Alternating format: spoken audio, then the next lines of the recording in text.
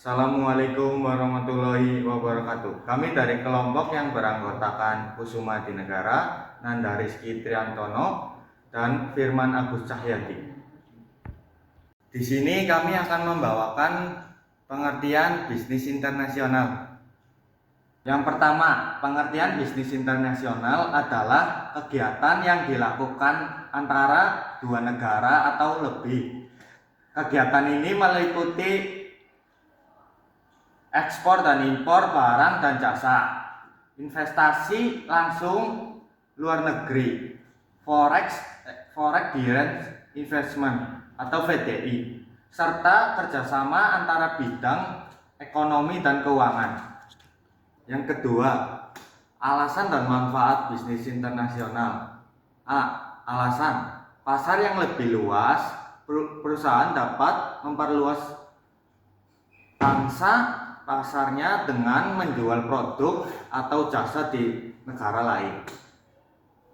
Akses ke sumber daya, mengakses bahan baku dan tenaga kerja, teknologi yang mungkin tidak tersedia di asal negara. Yang B, keuntungan finansial, potensi untuk memperoleh pendapatan dan keuntungan yang lebih tinggi. Kedua, pengembangan kapitalis, peluang untuk meningkatkan kemampuan teknologi dan material. Ketiga, bentuk-bentuk bisnis internasional, ekspor dan impor, pengiriman barang jasa ke negara lain, ekspor atau penerimaan barang dan jasa dari negara lain namanya impor. Lisensi dan waralaba memberi hak kepada perusahaan asing untuk menggunakan merek produk atau proses tertentu. Investasi langsung luar negeri, FDI, investasi perusahaan dalam bentuk aset fisik seperti pabrik di negara lain. Dan untuk pembahasan selanjutnya akan dibawakan oleh Nanda Rizky.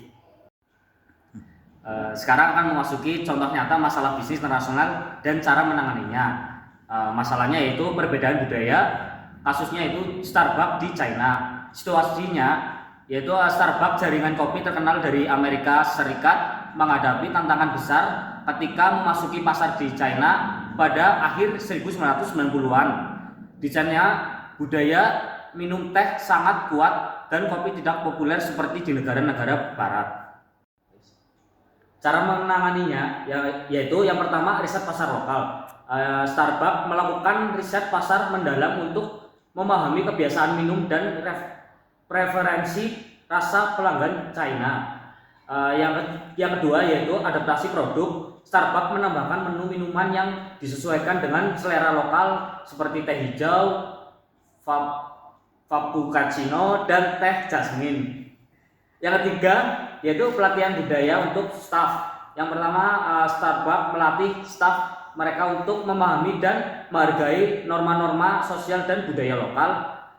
Lalu selanjutnya, kampanye pemasaran lokal, yaitu Starbucks meluncurkan kampanye pemasaran yang menonjolkan komitmen mereka untuk memahami kebutuhan pelanggan Cina. Yang selanjutnya yaitu kolaborasi dengan mitra lokal.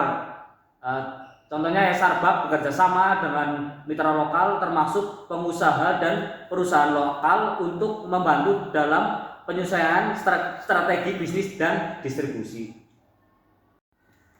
Setelah menanganinya, hasil dari Starbucks yaitu Starbucks berhasil menyesuaikan diri dengan pasar Cina dan menjadi salah satu jaringan kopi paling populer di negara tersebut, dan penjualan di China terus meningkat dan Starbucks membuka lebih dari 4.000 gerai di seluruh Cina pada tahun 2020. Terima kasih telah menyaksikan video kami, semoga bermanfaat. Bila ada kesalahan mohon dimaafkan. Wassalamualaikum warahmatullahi wabarakatuh.